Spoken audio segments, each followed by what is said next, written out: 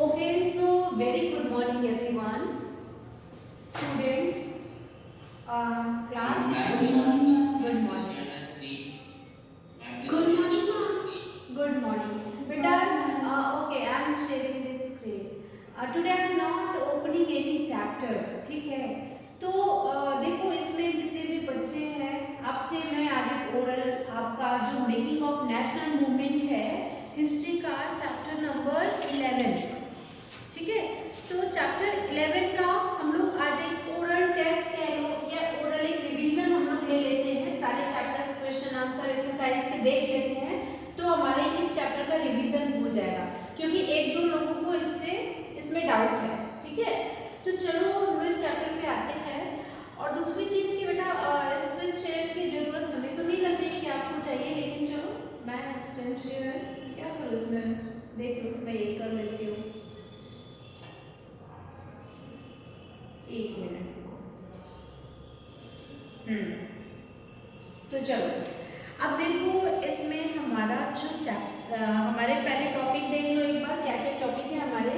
The emergence of nationalism, ठीक है, the nation in the making, the growth of mass nationalism, the advent of Mahatma Gandhi, the Rowlatt Satyagraha, Khilafat agitation and non cooperation movement, people initiative, the formation of Muslim League and towards independence and partition। तो ये इतने सारे topic हैं, ठीक है? अब इसमें आपको जो समझना है, हम स्टार्ट करते हैं। एक बार एक टाइमलाइन देखो, ये टाइमलाइन इंपॉर्टेंट है।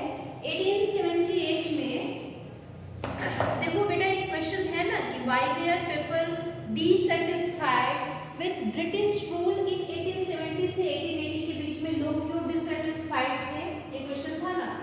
तो इसमें कुछ एक्ट आए थे इस टाइम। पहला जो एक्ट था वो आपका था आर्म्स एक्ट, ठीक है? तो 1878 से ही इस चैप्टर में कहानी शुरू होती है। उस समय आता है आर्म्स एक्ट, और आपको पता है कि arms act, vernacular press act, ये दोनों एक्ट जो है उस समय पास हुआ था। दोनों की प्रॉब्लम ये थी कि जो आर्म्स एक्ट था उसमें आप अपने पास आर्म्स नहीं रख सकते हैं, हथियार नहीं रख सकते हैं, ठीक है? और नहीं रख सकते हैं, और ये ब्रिटिश ये अपने पास रख सकते हैं, इंडियंस को बिल्कुल भी अलाउ नहीं था, परमिशन नहीं थी उनको।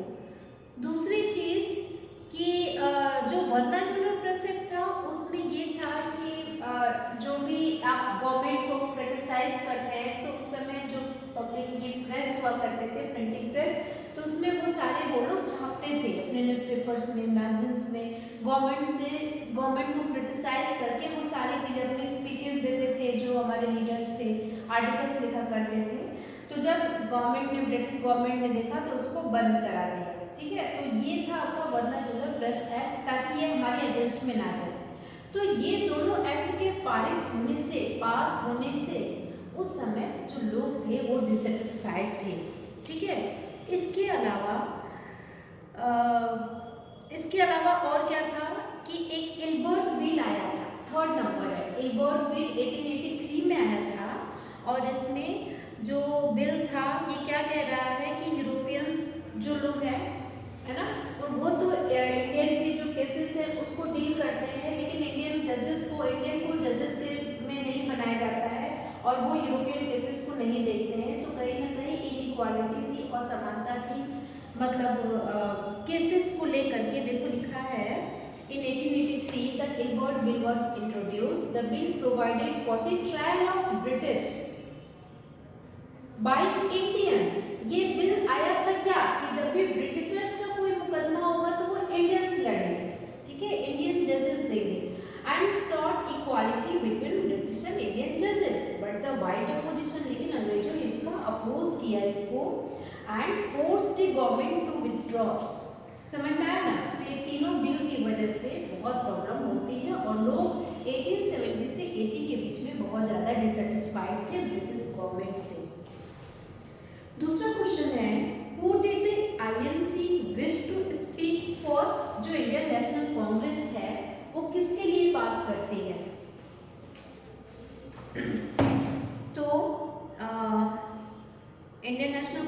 से क्यों बनी थी? Ma'am, may I tell? Yes,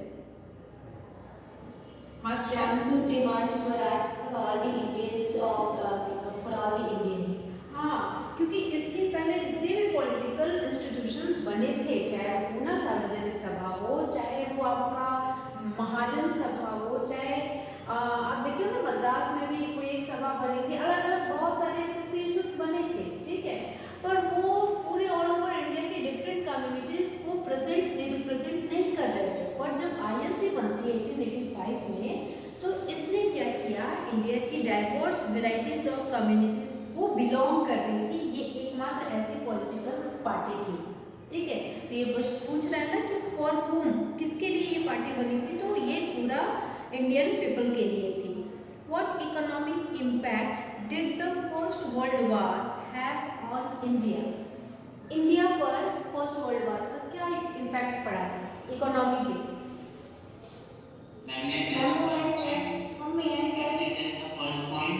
yes Simarjot, first point. रुको, Ma'am, the first point is it need to be utilized in the defense expenditure of the government of India. हाँ, तो उसके बाद फिर क्या हुआ? Ma'am, may I tell some? रुको, फिर क्या हुआ सिमर? And the second point is ma'am to meet the expenditure government is done increase taxes on ma'am increase taxes on military ma'am increase taxes on individual incomes and military sources. देखो defence expenditure बढ़ा, क्यों? क्योंकि first world war हो रहा है, तो defence expenditure किसका बढ़ा? इंडिया का बढ़ा। इंडिया का बढ़ा यानी कि यहाँ की जो ब्रिटिश गवर्नमेंट थी उसने क्या किया, इस खर्च को पूरा करने के लिए जितने भी लोग थे उनके ऊपर टैक्सेस लगाना शुरू किए, टैक्सेस बढ़ा दिए इसने। तो जब टैक्स बढ़ता है तो उसके बाद क्या होता है, तो लोगों की इनकम जो है वो इससे अफेक्ट होगी, ठीक है। बिजनेसमैन जो थे उनको इससे बहुत प्रॉफिट हुआ, हमारे जो बिजनेसमैन थे उनको बहुत प्रॉफिट हुआ, लेकिन जो ऑर्डिनरी पीपल थे उससे उनको बहुत लॉस हुआ, क्योंकि उनको तो टैक्स पे करना था, टैक्स और बढ़ गया था। अब ये लोग इतने प्रॉफिट में क्यों थे? ये लोग इसलिए थे क्योंकि युद्ध चल रहा है और ये लोग पहले से ही तो डेवलप्ड तो है नहीं, तो डिफेंस एक्सपेंडिचर में जितने भी सामान बनाने होते थे, जैसे कि मान लो आयरन टूल्स वेपन्स वगैरह बनाने होते थे, या जो कपड़े वगैरह का आप देख रहे थे, कभी कभी कपड़ों का सेल एकदम से बढ़ गया था, तो हमारे जो वीवर्स वगैरह थे उनको कितना बेनिफिट हुआ था। तो यहाँ पर increased military expenditure and demand for war supply led to sharp rise in price. देखो, तो जो कॉमन पीपल थे उनको तो दिक्कत इसलिए आती है ना कि मिलिट्री खर्चा बढ़ जाता है और जो दाम बढ़ जाते हैं हर चीज़ के, जिसकी वजह से कॉमन पीपल परेशान थे।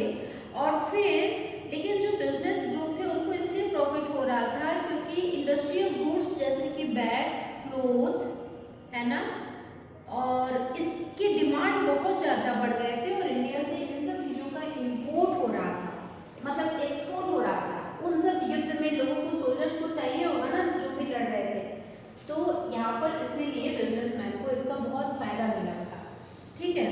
तो इस लाइन को अपने इन सब बातों को अपने पॉइंट्स में भी लिख सकते हो, खुद से सेंटेंस फॉर्म करके, जरूरी नहीं है लाइन टू लाइन बुक की नॉलेज लिखना एज इट इज, ठीक है। मुझे ये क्लियर हो जाएगा कि आपको कॉन्सेप्ट क्लियर है। What did the Muslim league resolution of 1940 ask for? पहले तो क्वेश्चन समझो। 1940 का जो मुस्लिम लीग था रेजोल्यूशन, ये किस चीज की बात कर रहा था?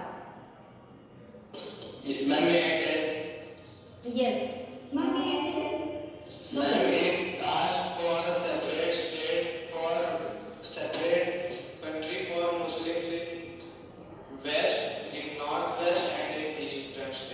हाँ, मुस्लिम लीग जो 1940 का रेजोल्यूशन आया था, तो उसमें ये कह रहे थे कि हमारा जो स्टेट्स है हमें अलग करना।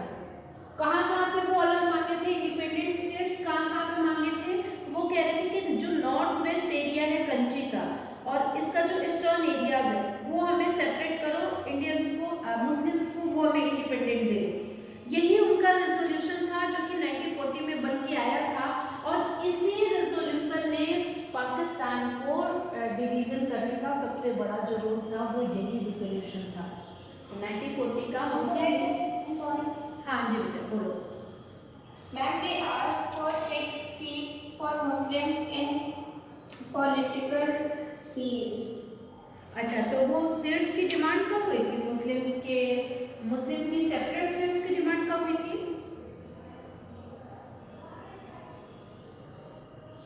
Ma'am, may I take? हाँ, Ma'am, in 1906 when it was formed.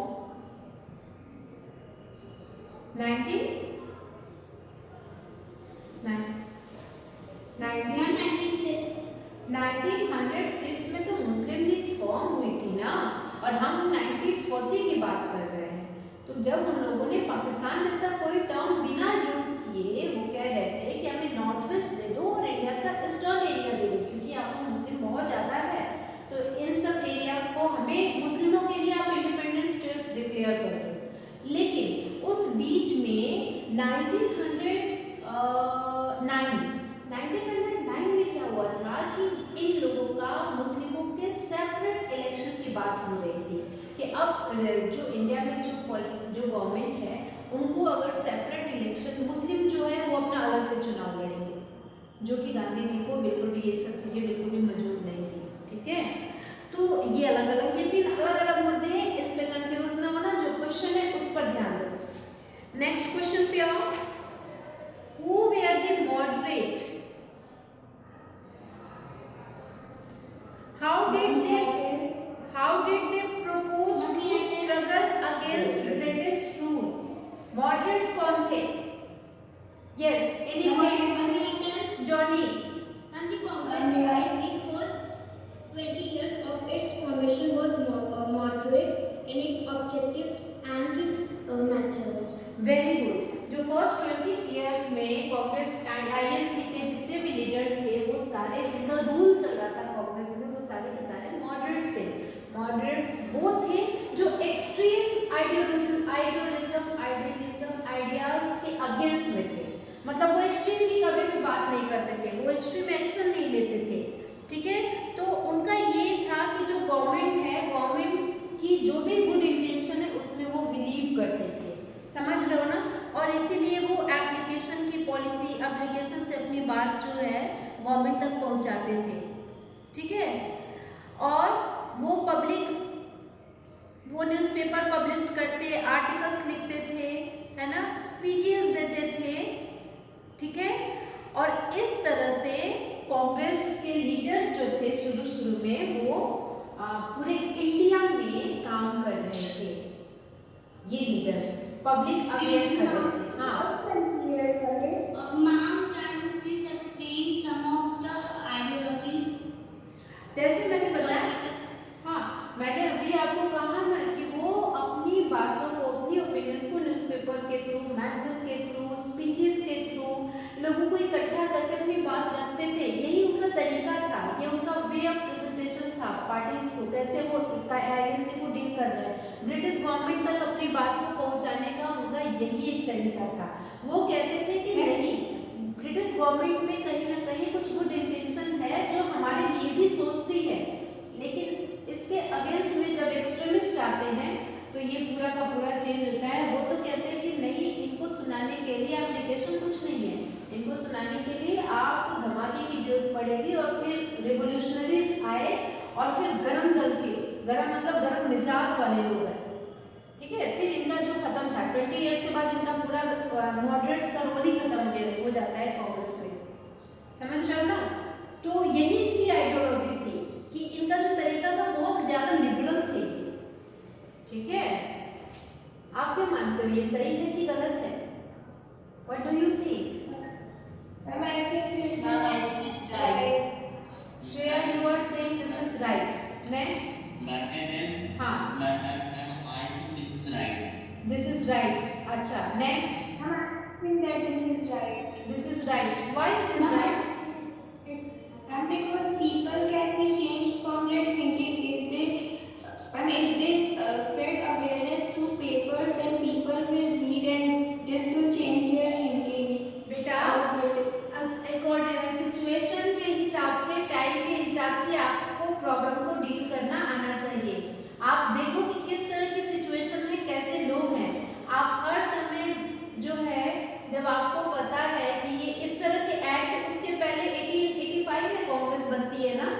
पहले 1878 से 1883 के बीच में क्या जो एक्ट आए थे इंडिया में, वो एक्ट हमारे वेलफेयर के लिए थे?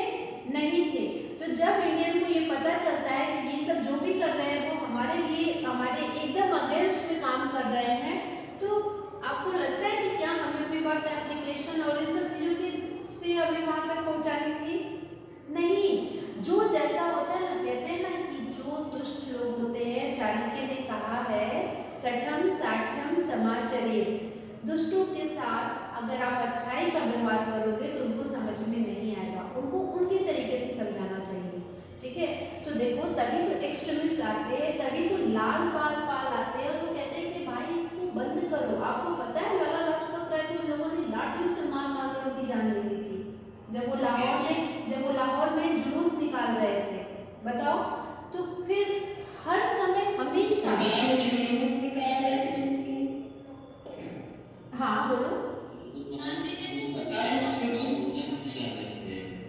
हाँ जो वो, हाँ जो भी उस समय वो जो भी एक्शन ले रहे थे, तो उस समय ब्रिटिश गवर्नमेंट ने उनके साथ ये व्यवहार किया था। ठीक है, बाल गंगाधर तिलक जो थे उनको कितने साल तक, कितने ईयर्स तक उनको जेल में कितनी उनको यातनाएं दी गई थी। ठीक है, तो कहते हैं ना कि ठीक है मॉडरेट्स की उनकी अपनी पॉलिसीज थे, एक्सट्रीमिस्ट की अलग थी। ठीक है, तो आपको ये ध्यान रखना है क्योंकि तुम एक स्टूडेंट हो, तुम्हें ये पता होना चाहिए कि अच्छाई कभी छोड़नी नहीं है, लेकिन इसका मतलब ये नहीं हुआ कि आप करते जाओ और सामने वाला उसका फायदा उठा रहा है। ठीक है, तो अपने आप को हमेशा अवेयर रखना होता है और स्ट्रॉन्ग होना होता है। कोई नहीं जानता कौन किसके ऊपर कब, ठीक है ना, थोड़ा सा टाइम के हिसाब से, सिचुएशन के हिसाब से प्रॉब्लम डील होनी चाहिए, मेरा ये मानना है। आप अगर वैसा सोचते हो तो ठीक है, आप सोच सकते हो, आपको बधाई हो, आपका विल पावर फिर बहुत स्ट्रॉन्ग होना चाहिए, आप में पेशेंस होना चाहिए कि आप लॉन्ग टाइम तक लड़ते रहे ऐसे ही। ठीक है, अच्छा अब ये देखो एक क्वेश्चन है, how did they propose to struggle? I thought you were asking about that extremist, that's why I said yes. हाँ ओके ठीक है। अब इसी पे एक क्वेश्चन आता है कि जो महात्मा गांधी थे उनकी जो पॉलिसी है वो आज के टाइम में कितनी रेलिवेंट है, नॉन वायलेंस की जो उनकी जो आइडियोलॉजी है वो कितनी रेलिवेंट है। ठीक है, तो इस तरह के क्वेश्चंस आते हैं जो आपको बार बार इंटाइज करेंगे कि आप क्या सोचते हो इस बारे में, और आपका थिंकिंग लेवल इस तरह का डेवलप होना चाहिए। आपको पता होना चाहिए कि गांधी की पॉलिसी उस टाइम में क्या थी, अब के टाइम में भारत बदल चुका है ना, वो अलग था अब अलग है, तो दोनों में बैलेंस अपना जो है ना, वो सोचने वाला जो आपका माइंडसेट है उसको एकदम बैलेंस बना के देखो, समझ में आती जाएंगी चीजें। How was the politics of the radicals with in the Congress different from that of the moderates? ये कह रहे हैं कि रेडिकल्स जो थे, ठीक है, रेडिकल्स यानी कि जो एक्सट्रीमिस्ट थे वो मॉडरेट से कैसे अलग थे, ये आप कर लोगे आराम से। Discuss the various form of non cooperation movement took in different part of India. अब खेड़ा में नॉन कोऑपरेशन मूवमेंट कैसे हुआ था, तो खेड़ा में आपको पता ही है कि गुजरात के पाटीदार प्रेजेंट्स थे। आंध्र प्रदेश और तमिलनाडु में लिकर शॉप्स जो थी वो पिकेटिंग करके वहाँ पे नॉन कोऑपरेट चलाया गया था। गंटूर आंध्र प्रदेश में जो फॉरेस्ट सत्याग्रही थे वो अपना कैटल्स को जो है वो फॉरेस्ट में भेज रहे थे और ग्रेजिंग टैक्स बिना पे किए। पाकिस्तान के सिंध में तो कुछ ऐसे पॉइंट्स लिख देना अगर आता है क्वेश्चन में तो, ठीक है। आसाम में टी गार्डन लेबरर जो थे वो छोड़ के चले आते हैं। Why did Gandhi ji choose to break the salt law? Ma'am, can I take? हाँ, Mummy, Mansi ma'am, because the salt mass related the general desire of freedom. because they, बोलो बेटा।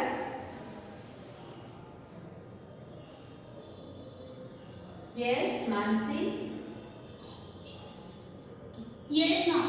हाँ, फिर से आंसर अपने रिपीट करो। Ma'am, the question was why did Gandhi choose to break the salt law? Ma'am, because ma'am in 1929, ma'am the Congress party resolved to fight for complete independence of Purna Swaraj.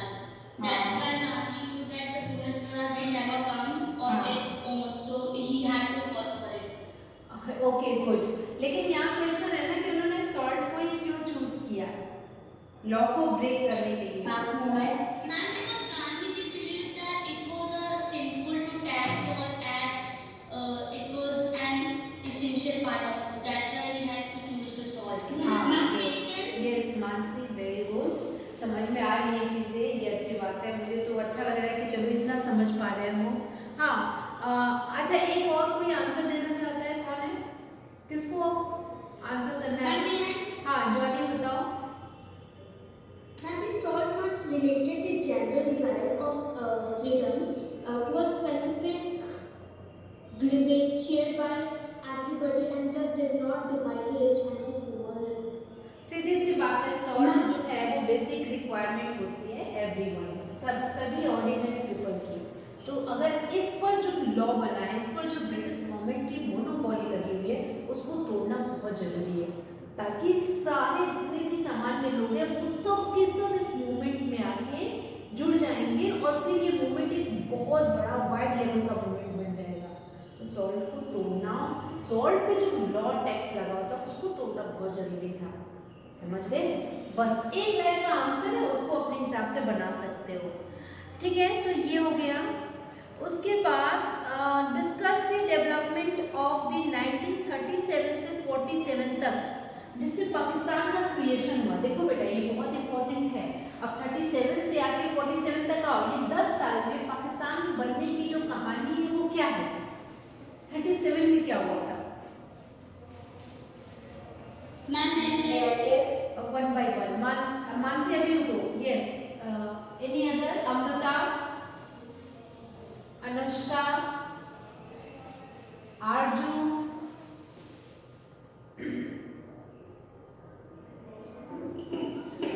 Ma'am, हाँ ma'am, in 1937 there was election, a provisional election. हाँ, ठीक है।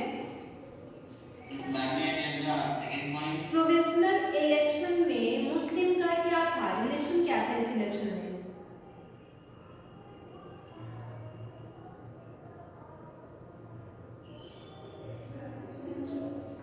Ma'am, the elections were a decisive factor for Muslim League to decide that Muslims are majority in India and they have to have a separate nation for them for their just representation in the politics. Very good. यहाँ पर मुस्लिम league का तो एक separate nation का demand चला आ रहा है ना। आप देख रहे हो कि हिंदू और इधर हिंदू मुस्लिम में टेंशन भी है 1920 और 20 पूरे 10 साल 1920 और 1930 के बीच में। और सहयोग आंदोलन कब हुआ था? 1920 में नॉन कॉपरेशन मूवमेंट शुरू हुआ था। तो उसके बाद से आपने देखा होगा कि जो मूवमेंट शुरू हुआ था उसमें मुस्लिमों का कोई भी पार्टिसिपेशन नहीं था। ठीक है, आपने देखा कि उस मूवमेंट को तुर्की का जो वो खलीफा वाला मूवमेंट नहीं, खलीफा मूवमेंट से उसको जोड़ा गया था। ठीक है, तो यहाँ पर क्या था कि ठीक है कुछ मुस्लिम्स थे, पर अभी भी बहुत सारे जो थे वो नहीं थे, इनके बीच में टेंशन आ रहा था। और जब 1937 का जो प्रोविजनल इलेक्शन हुआ था तो उसमें मुस्लिम ये डिमांड कर रहे थे ना कि हमें जो है, हम यहाँ पर माइनॉरिटी में हैं, तो यूपी वाला जो चुनाव होगा तो उसमें ये चाहते थे कि कांग्रेस और मुस्लिम लीग दोनों की ज्वाइंट गवर्नमेंट बने यूपी में, लेकिन कांग्रेस इनकी इस डिमांड को रिजेक्ट कर देती है। ठीक है, तो अब इनके बीच में और भी ज़्यादा इनके मन में आ जाता है, कांग्रेस और लीग के बीच में, है ना, और भी ज़्यादा एक डिस्टेंस क्रिएट हो जाता है। फिर 1940 में इन लोगों ने फाइनली वही जो रेजोल्यूशन आप पढ़े थे मुस्लिम वाला, इंडिपेंडेंट स्टेट्स की जो है वो डिमांड इनमें तेज़ी से होने लगती है। फिर 1995 में क्या होता है कि ब्रिटिश के साथ कांग्रेस और लीग जाके बात करने लगते हैं कि भाई हमें इंडिपेंडेंस, अब इंडिया को इंडिपेंडेंट करो, इसके मुस्लिम और हिंदू में इसको डिवाइड करो। ठीक है, हालांकि ये बात बहुत ज़्यादा इन लोगों के ब्रिटिश के साथ ये जो टॉक्स होती है बहुत ज़्यादा सक्सेस नहीं होती है। ठीक है, लेकिन फाइनली आप देख ही रहे हैं 1946 में जब इलेक्शन हो रहा है, प्रोविजनल इलेक्शन, तो उसमें क्या होता है, लीग को सक्सेस मिलती है, लीग को, मुस्लिम लीग को, मुस्लिमों को ये चुनाव जो है उनमें उनको बहुत ज़्यादा सीट्स मिल जाती है। और सीट्स मिलने से फिर कैबिनेट मिशन वाला कॉन्सेप्ट आता है और फिर वहीं पे पाकिस्तान और इंडिया का डिवीज़न वाला जो रोल था वो आता है और वहाँ से पाकिस्तान फॉर्म होता है। यानी कि 4-5 चीज़ें हैं, ठीक है।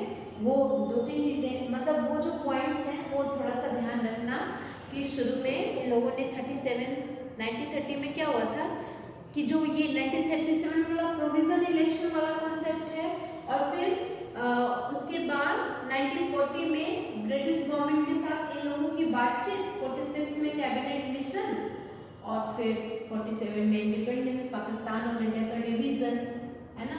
तो ये वाला पूरा वो पैराग्राफ एनसीईआरटी से पढ़ लेना एक बार जरूर, तो क्लियर हो जाएगा अच्छे से। उसमें पूरा लाइन बाय लाइन लिखा हुआ है।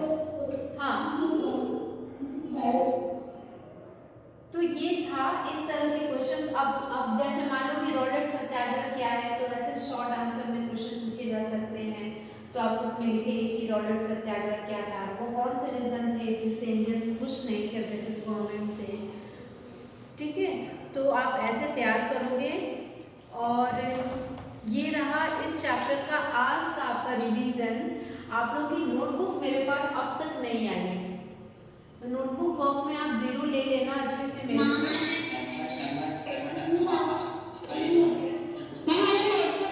I know how many have you submitted to me. मुझे पता है, I have your names. Excuse me, ma'am. Yes. Excuse me, ma'am. May I send it today? मुझे आप सारे बच्चे अपनी एसएसटी की नोटबुक तीनों की तीनों सबमिट करो। अभी टाइम ले लो, 1-2 दिन में कंप्लीट करके कर दो, नहीं तो 0 लगेगा बेटा, इतना मान लेना। हाँ बोलिए। Ma'am, actually I was reading yesterday civics chapter, does law apply to all? हाँ And ma'am, in the topic Hindu Sedition Act 2005, I have a question to this. हाँ बोलो, what's your question? Ma'am, actually it's story, so can I share it? 1 minute रुको, पहले मुझे time देखने दो। Time अभी क्या हो रहा है क्लास?